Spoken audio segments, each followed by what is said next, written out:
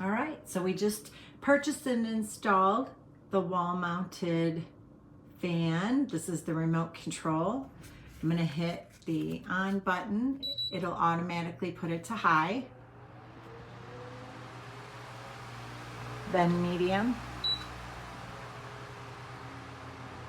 then low. There is a timer and a mode, and it does oscillate. I will make it oscillate. We did find, my husband and I, that this fan makes the same amount of noise as a tabletop fan by the same manufacturer. So it's really quiet on low. And then you can just hit that oscillating button again and it'll stop it. And then we can just turn it off. I love it. What a great alternative to ceiling fans. We sort of have a, oh, my cat's under the bed, but we have sort of a seaside feel. And the air moving in here keeps that feel going. So, all right, thumbs up.